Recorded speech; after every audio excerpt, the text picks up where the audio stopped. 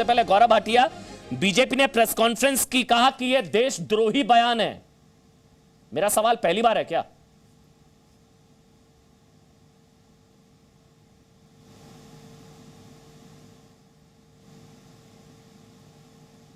गौरव भाटिया, आपकी आवाज नहीं पहुंच पा रही, मैं फिर से कनेक्शन ठीक करने की कोशिश। अमन जी अब आ रही है? हाँ बोलिए बोलिए गौरव, बोलिए बोलिए बोलिए। देखिए, सबसे पहले जब इस तरह के बयान सुनते हैं तो मन में एक ही ख्याल आता है हर भारतीय नागरिक के, ये आस्तीन के सांप हैं, ये दीमक हैं, ये क्या है?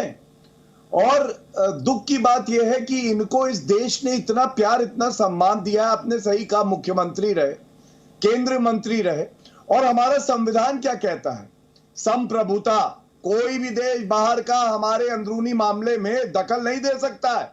अनुच्छेद 370 जो कि टेम्पररी था, संशोधित किया हमारे देश की संसद ने। तो कैसे इनकी हिम्मत पड़ती है, ये कहते हैं कि चीन का हाथ लग जाए तो बहाल हो जाएगा। और मैं आपके चैनल गौरव एक सवाल पूछूं? गौरव एक मिनट, आप मेरे से पूछ रहे हैं, आप मेरे से पूछ रहे हैं इनकी हिम्मत कैसे हो जाती है? मैं पूछता हूं आपके होते इनकी हिम्मत, या आप मेरे से पूछ रहे हैं इनकी हिम्मत कैसे हो जाती है?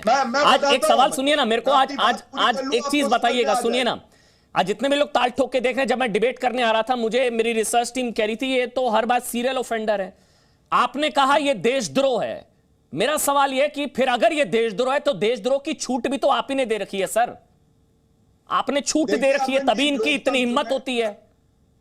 हाँ, मैं प्लीज बोल दूं। देखिए, पहले मैं फारूक अब्दुल्ला को जी न्यूज के माध्यम से एक बात कहना चाहूंगा। उन्होंने कहा कश्मीर किसी के बाप का नहीं है। फारूक अब्दुल्ला जी, आपका पाकिस्तान हो सकता है, हमारे तो बाप का भी कश्मीर है, दादा का भी कश्मीर है, परदादा का भी कश्मीर है। दूसरी बात आपने कही कि पीओके तो पाकिस्तान के साथ है, तो मैं पुनः कहूंगा ये श्री नरेंद्र मोदी जी की सरकार है। आप जैसे आस्तीन के साथ कोई भी कोशिश कर ले, वो दिन भी दूर नहीं होगा जब लाहौर पे तिरंगा फहराएगा, और हिम्मत है तो रोक लीजिए। तीसरी बात याद करिए अमन जी, जब 2019 के चुनाव थे, भाजपा का क्या कर रहे हैं? मुझे पुराने बयान की याद दिला रहे हैं। आप माइलेज लेना चाह रहे हैं, उनके बयान से आपको फायदा होता है। मेरे मर्द समझिए जो मैं कह रहा हूं, उनके बयान, वो जितना बयान देते हैं आपको फायदा होता है, इसलिए आप सारे बयान मुझे याद दिला रहे हैं। मैंने दिला दिए ना। मेरा सवाल तो कुछ और है ना, छूट क्यों है भैया? अगर आपके हिसाब से देशद्रोह है, आज आपकी पार्टी ने प्रेस कॉन्फ्रेंस की, उन्होंने कहा यह देशद्रोह है, तो छूट भी तो आप ही ने दे रखी है सर। कभी कहते हैं पीओके किसी के बाप का नहीं, कभी कहते हैं कि पीओके हमारा नहीं, कभी कहते हैं कि सेना आतंकवादियों से नहीं बचा सकती, कभी कहते हैं कि लाल चौक पर तिरंगा फहरा के दिखाओ। छूट क्यों आपने दे रखी है इतनी? ये मेरा सवाल है। अमन जी, आपको याद होना चाहिए कि जब अनुच्छेद 370 को संशोधित किया, उसके बाद तो ये घर ही में थे, अभी अभी तो ये निकले हैं, और निकले हैं तो लगता है वापस पुनः दरवाजा खोल रहे हैं कि इनकी गिरफ्तारी हो और इन पे कानूनन सख्त कार्रवाई हो। इस तरह के गैर जिम्मेदाराना बयान बिल्कुल बर्दाश्त नहीं किए जाएंगे। दूसरी बात जो मैं उठा रहा था, क्या करेंगे? क्या करेंगे? नहीं सर, क्या करेंगे मुझे बताइए। मैं आज डिबेट में ताल ठोक के तय करके आया था, मुझे जानना है कि होता क्या है। वो एक बयान देते हैं, फिर डिबेट होती है, मामला ठंडा हो जाता है, फिर बयान देते हैं, फिर ठंडा, फिर बयान, फिर ठंडा। अब उन्होंने इतनी बड़ी बात कह दी है, वो कह रहे हैं कि चीन की मदद लेंगे वो 370 को बहाल करने के लिए।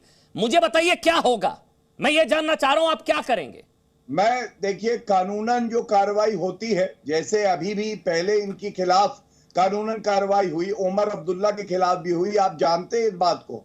और ये लोग कह रहे थे हम निकले बाहर, दंगे करवाएं। क्या करेंगे आप? क्या करेंगे? सरकार ने बीजेपी क्या करेगी सर? इनके खिलाफ कार्रवाई करी थी, वैसे ही आगे भी कानूनन कार्रवाई होगी। कौन करेगा? अगर ये सुधरेंगे नहीं, कौन करेगा? नहीं सर, टेढ़ी रहेगी, उसको काट के डोबरमैन बनाया जाएगा, आप चिंता ना करिए। कौन करेगा सर? आप करेंगे? बीजेपी करेगी? कौन करेगा? इन पर केस होगा? क्या होगा? देश की जनता करेगी। और अमन जी, केवल आप नहीं करेंगे, देश की जनता करेगी, आप नहीं करेंगे? हमने तो बोला हम करेंगे, और देश की जनता क्यों बोला वो भी सुनिए।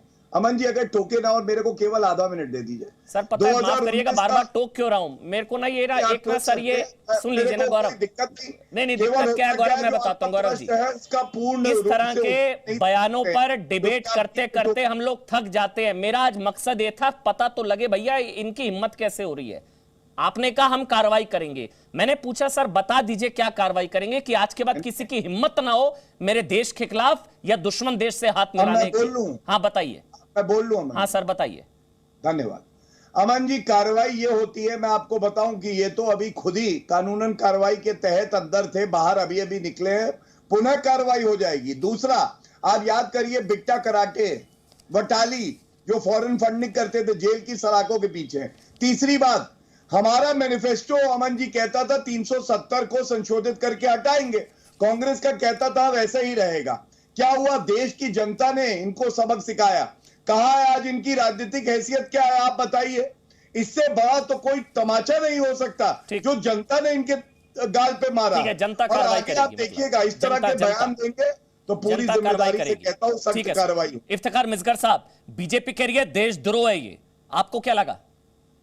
चीन की मदद लेंगे, अब चीन से हाथ मिलाएंगे 370 की बहाली के लिए, देशद्रोह है ये आपके हिसाब से? नहीं, देखिए यहाँ पे हिसाब की स्केल नहीं चलती है। एक मुद्दे पे जब बात होती है तो उसमें जितनी भी राजनीतिक पॉलिटिकल कानून से बंधित बातें होंगी वही होती है। ऐसे गौरव साहब की धमकियां नहीं चलेंगी कि उनको बंद रखेंगे, हमने उनको भी बंद रखा था, अब आगे भी बंद रखेंगे। एज इफ के आप लोगों ने नहीं, देखिए सहमत देखिए जम्मू, हमने गौरव जी हमने पहले दिन से आपको बोला कि जम्मू कश्मीर को आप बाकी स्टेटों की तुलना में ना तोले। जम्मू कश्मीर का जो मसला है, 370 का पहला शब्द क्या है बताइए, क्या था पहला शब्द? अनुच्छेद वो तो आपको समझना होगा, नहीं था वो आप लोगों ने बनाया, गैर कानूनी तौर पर बनाया, उस पे हम बहस नहीं करना चाहेंगे इस टाइम। हम यही बात हम आपको हम तब भी आपको यही बात समझाना नहीं, चीन की मदद क्यों ले लेंगे? चीन को तो आपने इंट्रोड्यूस कर दिया। देखिए आपने इतनी बड़ी पॉलिटिकल ब्लंडर करके चीन को अंदर घुसेड़ दिया। 370 धारा तो मार्केट था, एलओसी का मार्केट। देखिए जब पंडित जवाहरलाल नेहरू को चिट्ठी लिखी पहली बार चाइना के उन्होंने तो डिफाइन किया था, एलओसी को डिफाइन हुआ था। ये इंटरनेशनल, आप इंटरनेशनल बॉर्डर नहीं बना सकते जनाब। आप बड़ी बड़ी बातें करते हैं लोगों को बहकाने में, कर सकते हैं कि पाकिस्तान और चीन नक्शे से गायब हो जाए। लोगों ने 370 हटा के एलओसी को और कमजोर कर दिया, तो सीखिए को और कमजोर कर दिया। आप लोगों ने आज नहीं होगा किसकी अर्थी निकली? महबूबा मुफ्ती की अर्थी निकली। गौरव थोड़ा स्काइप के जरिए जुड़े हैं, ऑडियो का इशू रहेगा, अगर साइमल्टेनियसली बोलेंगे ऑडियो का दिक्कत रहेगा। स्काइप के जरिए थोड़ा मजबूरी समझनी होगी, एक एक करके बोलेंगे, एक एक। इफ्तिखार मिसगर साहब, ये बयान उनका देशद्रोही बयान या देश प्रेमी बयान, बस इतना बता दीजिए मिसगर साहब। गलत बयान, देशद्रोही बयान, गलत बयान? आप देखिए ये दोगलापन नहीं, आपने जैसे उनका सुना वैसे हमारा भी सुन लीजिए। आप अगर आपने हमें यहाँ पे बुलाया तो सुन लीजिए। बीच में गौरव जी ने बात करनी नहीं थी। देखिए 370 जो था, 370 हम पहले दिन से आप बोल रहे थे कि 370 was a bridge between India and Kashmir, और वो ब्रिज को कमजोर नहीं उखेड़ दिया भारतीय जनता पार्टी ने गैर कानूनी वो स्टेप उठा के, जो चाइना भी आज हमारी स्टेट में मुदाखलत कर रहा है, पाकिस्तान तो कर ही रहा था। आज अगर इन्होंने बात करी, इनको मौका किसने दिया? भारतीय जनता पार्टी के उस स्टेप ने, जो स्टेप पूरा मुद्दा नेशनलिटी के खिलाफ हुआ, हिंदुस्तान के खिलाफ हुआ। इफ्तिखार मिसगर साहब, सवाल ये है, आराम से सवाल पूछ रहा हूं, कह दीजिए मेरे पास आंसर नहीं है, मैं आगे बढ़ जाऊंगा। क्या चीन की मदद लेंगे? एक और सुनिए, जो फारूक अब्दुल्ला ने कहा, क्या वो सही बयान है या गलत है? बस इतना बता दीजिए, सही या गलत। मेरे हिसाब से गलत, ताल ठोक के कहता हूं। आपके हिसाब से फारूक अब्दुल्ला का बयान सही या गलत? बस इतना सर। नहीं, मेरे हिसाब से तो फारूक अब्दुल्ला का जवाब फारूक अब्दुल्ला के स्पोक्स पर्सन देंगे, लेकिन जहां तक मैं कहूंगा तो मतलब फारूक अब्दुल्ला को ये बात करने की मदद लेनी चाहिए। भारतीय जनता पार्टी की गलती ने करा, जो भारतीय जनता पार्टी ने अनकॉन्स्टिट्यूशनल गलती करी, उसी वजह से आज चीन की मदद लेने में कोई बुराई नहीं है, चीन की मदद लेने में कोई बुराई नहीं है।